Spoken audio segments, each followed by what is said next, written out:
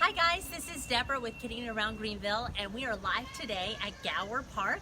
It's a fun new playground here with a zip line and all sorts of great things, and it's a wonderful place for us to talk about playground safety and other great safety tips that Safe Kids Upstate has for us. So I'm here with Irene and Brooke, and they are here to tell us some really important tips that help keep your kids safe in a really fun but potentially dangerous time. So we're going to start with Irene, and she's going to be talking to us about playground safety.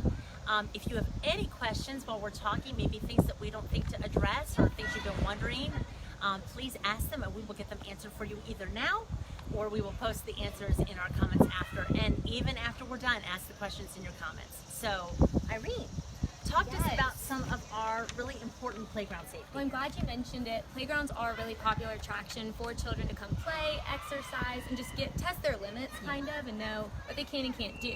But they also can be super dangerous if people aren't maintaining them or supervising. So we actually see over 200,000 cases a year of children coming into the ER just due to playground related injuries. And over 20,000 of those cases are actually documented as traumatic brain injuries, most of the time being concussions. So it's really important because most of those can be prevented easily if you just have a few tips, and I like to think of them as three basic parts. So my first one, and probably my most prevalent one, is just constant adult supervision. You want an active adult with your child, constantly watching where you can keep them in the line of sight. This just prevents kids from playing recklessly, falling down, or just wandering off, or talking to strangers. As you see, like, we're all in a park, anybody could come out, and you want to keep your child as safe as possible. So another good part is the second one. You want to educate your child. We can't stress this enough because children are way less at risk to actually fall or have an injury if they know the rules and boundaries of the playground. So once they know their limitations, they feel more comfortable, and you also feel more comfortable. So it's really important because falls make up 75% of playground injuries. And as a parent, you know your child's abilities and their limitations, and you should only encourage them to play on the equipment that they are comfortable with. If they don't feel comfortable climbing a 6-foot ladder, encourage them not to do that because it's just dangerous. Another thing that parents probably don't think about is what to wear. It's really easy to wear a scarf in the winter or necklaces and cute stuff in the summer, but they're really big potential strangulation hazards, and you don't want to touch on. You don't want any hazard or anything on your child when they're just trying to have fun and play. Another good thing is non-slip, good grip sneakers that are closed-toed, so you just avoid cuts or tripping and falling that are just unnecessary. And with summertime, playgrounds are huge attractions for kids. And they're going to be out there all day probably, just so the parent can kind of relax. And it's important that you are applying sunscreen and reapplying sunscreen. But also, because playgrounds are mostly made of metal, as you can see on the red, it's really important because the metal gets really hot to the touch, and you want to encourage your child that if they can't touch it, it's not safe and it's not going to be fun to play on.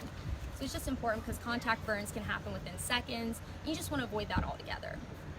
So let's take a moment. Let's stop on that one point about tips to keep our kids safe. So we can sit down with our kids and say, all right, we're going to this playground and here's some rules, right? So let's think about what some of those general rules could be. Like we were talking about slides earlier, okay? So what would be a rule for a slide? Don't do what? So slides are meant, just like swings and any other equipment on the playground, one child at a time. You don't want to pile them up because that is just asking for an injury. So you really want to make sure that your child is just waiting to see the first child go down the slide, because most of them can be curved and they're really fun, but you want to make sure your child is staying safe. So don't go down with your child. I know it seems like you're protecting them when you wrap your arms around them, but in all actuality, you're putting them more at risk because they're not sitting low enough, and if their leg does get caught while y'all are sliding down, they could break it or something worse could happen. So it's best just to make sure your child is on the slide alone, and then the next child can go. And so maybe rules like we talked about tennis shoes. Don't take your shoes off. I No. mean, like we don't think they're going to do that, but your kids will. You never know. Kids are, they'll So, do whatever they want. You know, just remind them we're not going to take our shoes off, and this is why. You know, I think it's sometimes encouraging to realize, okay, we're thinking through this, and we take our shoes off, you could cut your foot. Exactly. Nobody wants to cut their foot. No. You could burn your feet, you could trip, you know, all sorts of problems. So maybe talking about that. Yeah, so what about, I was thinking about swings, if there was any safety concerns that we could address with swings. Kids also really like to, go on it and double up. It's fun to do the seesaw back and forth. The spider. Yeah, whatever they're right? calling it these days. But it's super dangerous. If they fall, they hit their head, they could get a concussion. Right. Or if somebody's walking behind them, they could hit that person. And the kids, they could get tangled up easily, and that's another big strangulation hazard. So it's best, once again, just to stay as an individual on each set of equipment. Yeah. So you know your children, you know how small or how much they're able to do. So maybe Yes. just having a spit, you're not ready yet for this climbing wall. Maybe you're ready for this climbing wall. And right? all equipment is made like age appropriate, Of course. so you definitely need to take that in mind because they're all going to function differently. And as an active supervisor, you're able to see that because your child is going to be screaming, "Hey, come watch me Right. jump and do tricks!" Of And course. you just want to stay active and engaged with your Yeah. child. Yeah, absolutely, and do it naturally. When you're coming over and you're watching me, be like, oh, or you could just be there ready for if something does happen. You don't want to just yell rules at them, but once Right. the child knows the limitations and knows that you're encouraging them, Yes. I think that they feel safe and comfortable to try things and test their limits in a good, safe way. Yeah, I know my 3-year-old niece. She actually broke her arm on a playground because she had like sandals on, and she tripped on them. So See, it's yeah. easily avoidable. It's easily avoidable. It's Super. easily avoidable. But you don't necessarily think of it. It's hot. You want to wear your sandals. They're probably cute. During summertime, yeah, they are. Yeah. They're cute, just like the So- necklaces. You want to just avoid staying as cute as possible and try to be as safe as possible. This is that When you're- cute time, right? Yeah, because save the cute for dinners and whatnot when you're going out. For your tea parties. Yeah. Absolutely. All right. So you had a third point, I think. Yeah, so the third point is just the playground equipment itself. As a parent, when you're coming out to test the playground, it's best to just walk around and get an idea of if there's any rusted metal, any broken pieces that that could be a potential hazard to your child. And you just want to contact your local appropriate office just so they can get that cleaned up so it's not going to harm any other children in the future. And what a lot of people don't think is like playground itself is that some equipment is actually more dangerous than others. So children are more at risk to suffer a concussion when they're on the monkey bars, swing sets, and climbing equipment. So if your child does experience a fall or blow to the head of any sort, it is best to err on the side of caution and just make sure you are constantly vigilant of any signs and symptoms. If they have headaches, if they're feeling confused, if they're just nauseous, just make sure you're asking your child. Or really tired. Or really tired. Any of those are some basic signs and symptoms, and definitely look them up because that was by no means an exhaustive list. But just contact medical help immediately. It's best to just err on the side of caution to keep your child as safe as possible. Sounds good. Do we have any questions about playground safety? Anything that I have one that I thought of. This is Bethany over here. I was just thinking, like, if your child falls off the slide, maybe we should talk about if they don't get up right away, whether or not you should move your child. Because I know that's something I've heard people talk about before. Definitely. I haven't actually looked into that as much, but I think it's very important because falls are so prevalent, whether you're falling off just the slide or just falling higher in a sense. But it's most important to me that, like, you look at your child if they can speak, but I would just contact medical help immediately. I wouldn't chance it, and I wouldn't want to advise anyone to chance it and put their child at risk or danger of any sort. Great. All right, so I think we're ready to move on to some more general summer safety tips, but if you all are thinking of other playground questions, please ask them. I know that things come up and you think, I wonder what I'm supposed to do with that. So ask, please. Go ahead. So Brooke, what can you help us with? I think we're talking first about water safety. Yes. So just like Irene said, in the summer, kids are going to playgrounds and there's an increased risk there. Kind of all over in the summer, kids are having fun and playing and doing things that maybe they're usually not. So we just want to talk about a few topics where we can prevent injury in other areas. So first one I want to talk about is water safety and drowning risk. And I know you guys have touched on this already this year, but I wanted to bring it back up because unfortunately we've had some more tragedies that have happened in our area. So we know it's the biggest risk for kids age 1 to 4, and 3 kids in the U.S. die every day from drowning. So just some tips that can help you guys keep your kids safe this summer. So the first one is supervising your kids, and that's something Irene touched on. It's really easy, I think, to just get on your phone and think, we're at the pool, we're at the park, kids are good, you're there, like, technically, but if you're not watching them, it's like you're not there. So really just put the phone down, make sure when you're the one supervising the children that they have your undivided attention, and we have a tool to talk to you about that might help with this. I know sometimes if you're at the pool, you've got your adult friends there, maybe you're chatting or you're a little distracted. This is a tool that Safe Kids has that you can use to kind of help with that. So this is what's called a water watcher card.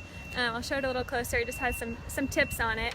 This one has a little bracelet on it, and so say you're at the pool with your friends and you've got 2 kids yourself and they have 2 kids. Someone needs to go to the bathroom or someone needs to go get food. The person who is given this means, you know, your eyes are on all of those children and you're not going to take a break. And then you can, if someone else needs to go somewhere, switch the card. And so even if there's a lifeguard, there needs to be a parent that has this on, and you can use, you don't have to have this card, you can put on a lei, or you can hand them your wallet, or have any sort of baton to pass, and that just helps you remember that you're the one who's responsible for watching the kids at that moment. I'll get that back to you. When children are learning to swim, they should always be with an adult. Don't just throw them in and let them try. You want to be very close to them. You want to be within arm's length of the little ones. And I brought some of these. I think a lot of parents think, you know, if we have something that floats, the kid is safe, or that's a substitute for supervision, but it's really not. So both of these are not Coast Guard approved life jackets. So I had that on the wrong way. I'm sorry. That was my fault. I don't have any girls, so I'm not used to this kind of life jacket. Yeah, so these are just not approved. We do not kind of advise these as the safe thing to use. They don't count as a life jacket. So I just wanted to point that out. And also I wanted to point out that drowning is silent. So a lot of parents surveyed, more than 50% of parents think that if their child's in trouble that they'll hear lots of splashing, or they'll hear, you know, the child scream for help, but really that's not usually the case.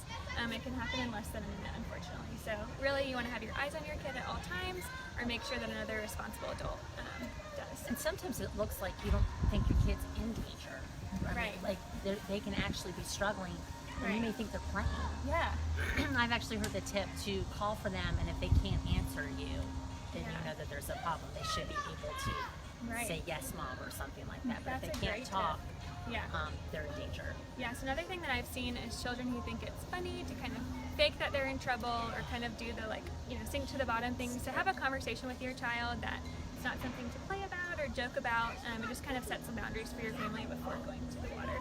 Yeah, and I think another boundary for water safety is just, no, it's not funny to push him under the water. Right. You know, they're wrestling, they're messing around, they think, oh, it's so funny, because when they push them under the water, they stop. You know, it's like, it's kind of their way of getting them to stop, you know, messing with them. Right. So they think it's funny. Yes. But it's not funny. Yes, absolutely. So, I mean, talking to them about that, because again, you and I know that's really dangerous, but they just think it's fun. Yeah, so a lot of times you see the siblings roughhousing and pushing each other under, so definitely set up those boundaries before you go. Another thing is you see a lot of those big floats, and they're really popular now to have, you know, the big animals in the pool. Those can be a barrier to you seeing your child, and so add that to your conversation too. Say, like, it's okay to play on those, but you don't want to have children hiding under them, or thinking that they're trapped under there. Just kind of have that conversation before you go. Yeah, I'll say, and this is Bethany again in the background, but we went to a pool party a while back, and there was a lot of children in the pool, and there were so many pool floats. You couldn't see the kids, and like also the kids who couldn't swim were floating on them out to the deep end. Right. So I'm glad you mentioned that, because it was a serious safety concern for me as a parent. Absolutely. I can't see my kid. Yeah, they may be, you know, float if they're sitting on the swan, but once it goes into the deep end and they fall in, they might not be able to touch, and if they're not a strong swimmer, that's not a good idea. So really just sit your family down, sit your children down, and have that conversation with them. So even if they're an older swimmer and you feel confident in their ability, just don't let them swim alone. Always have someone watching them, or have a partner with them. It's good. Really good tips. So we do have a question. It's not safety related, but I think it's an important question. Someone wants to know where we're at. Well, we're at Gower Park. So this is off of Lawrence Road, Gower Park. They've got a nice new playground from last summer, zip line, basketball courts, tennis courts. There's a roller playground over there, and the coolest part of Gower Park is the Army tank that you get to explore. Yeah, so don't miss the tank if Don't you come miss the here. tank. It's really vital. And a nice walking path. And Greenville County just replaced the restroom, or not replaced, but renovated the restroom down there. Another very important thing. Another very important thing. And actually, to go back to playground safety, I was going to say this. I had to talk to my children early on about, don't just go to the restroom without telling me. Yeah. Because you're trying to watch them all, and then all of a sudden one of them's not there. It's because they need to go to the restroom. Yes. And early on, it's such an imperative need that they're like, I gotta just go.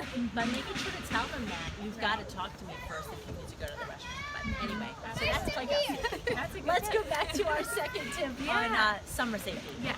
So another thing I want to talk about with it being the summer is hot cars and the risk of vehicular heat stroke.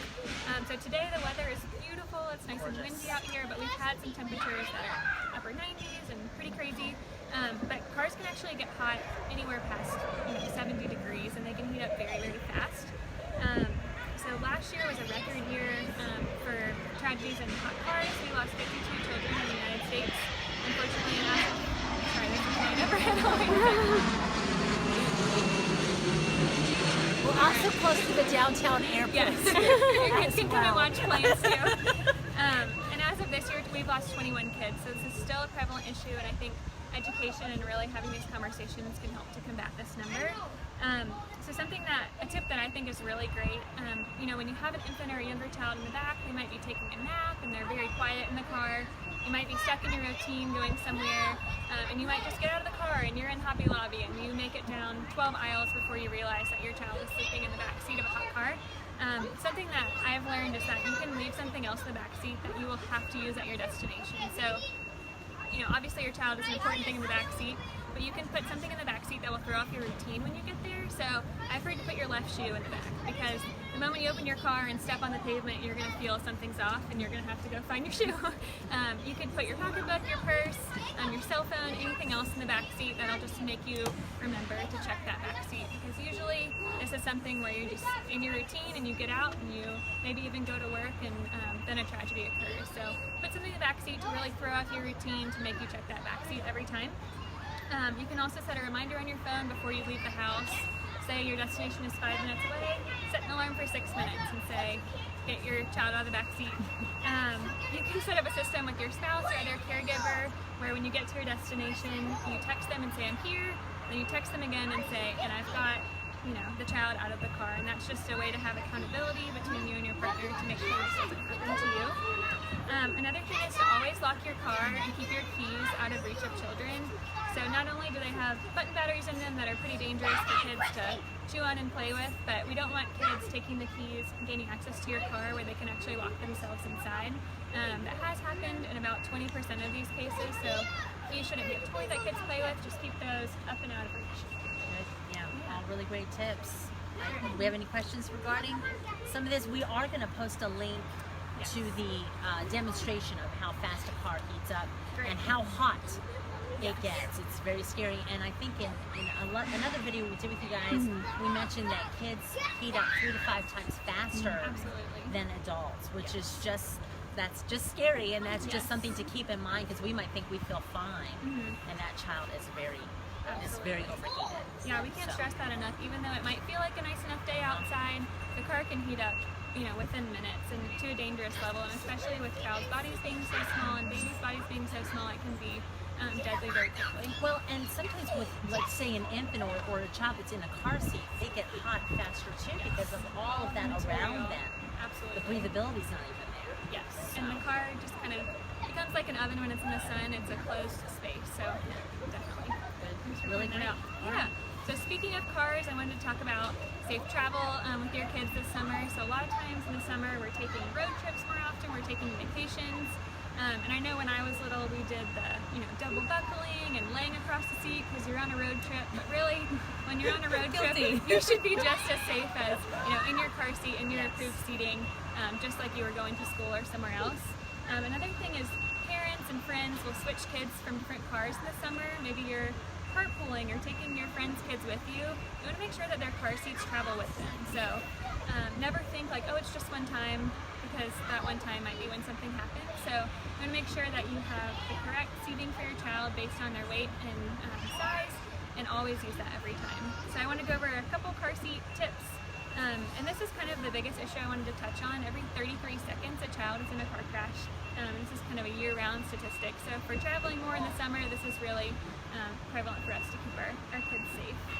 So the first thing I want to talk about was having the right seat. So we know there's rear-facing, forward-facing, combination seats, booster seats. And the easy way that you can find out what seat your child should be in is the labels on the side. So they'll have a sticker that says the height and weight limits for your child, and just read that and make sure that they fit into what the car seat company advises. You're absolutely correct. I do remember I bought a booster seat a while back, and it said it was okay for 40 to 100 pounds.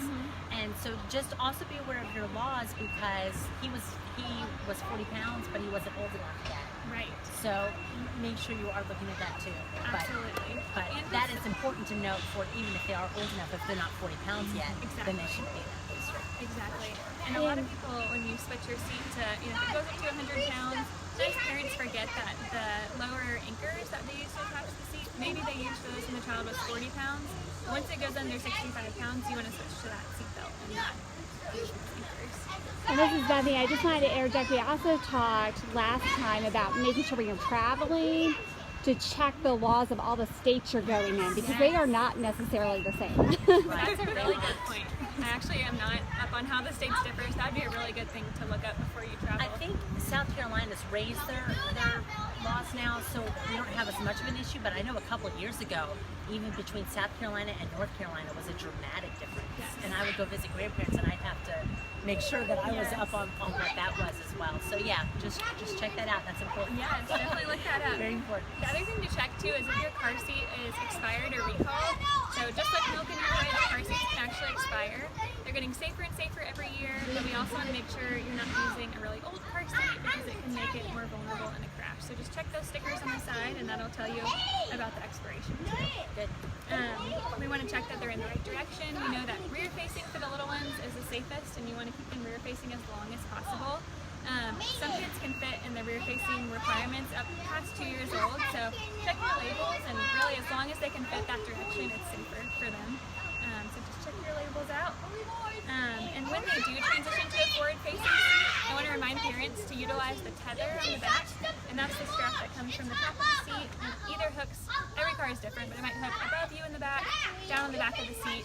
You can check your car manual for where the tether goes. But that tether really helps to minimize the forward movement of the top of the car seat. So make sure you're using your tethers when you travel. And we know that children are the safest when they're in the back seat. So whenever possible, if a child's under 13, they should really be in that back seat, and that's just the best place for them. The last thing I want to talk about is the inch and pinch test. So with a car seat, once you've installed it, you want to check and make sure it's secure and very safe for your child. First thing you can do is called the inch test. So you're going to hold the car seat firmly around the belt path, kind of in the middle, and give it a wiggle side to side, give it a wiggle front and back, and if it doesn't move more than an inch, then it's secure enough. So that's a little test you can do. And then the pinch test with the harness on the front of the child. If you can pinch any fabric in there in between your fingers, then it's a little bit too loose. So you want to pull on the strap out front or tighten it the way that your car seat works, and just make sure you can't pinch any fabric, and that's how you know it's tight enough. And if you have any questions about car seats, or you've installed it and you're just unsure, we do have lots of car seat checkup locations, lots of fire stations in the area where you can come and have a certified technician take a look at your car seat, make sure it's suitable for your child, their size, make sure it's installed correctly, and really give you that peace of mind that your child's safe on the road. So we'll post those. We will post this, because it's not, I think some people think it's just any fire station could check them, but it's not. So we are going to post several of these helpful links for you that you can click on and find out some of that. And I was going to point out, I know on long trips it is hard, especially if you're going to be driving into the night, kids are getting tired, and you're in these car seats, and they're not always helpful for sleeping. But to look around and shop around, there's some pretty cool things that you can maybe put right on the seatbelt to help them keep their head there and not have to flop up and down and stuff like that. So there are some very helpful things on the market that you can use, and your kid can still be safe in his seat, but be comfortable enough to sleep. So thank you guys so much. So if you have any other questions, please just post those in the comments. We'll get answers for you, and we'll have those links below for you as well that you can click on. And thanks so much. Keep your kids safe.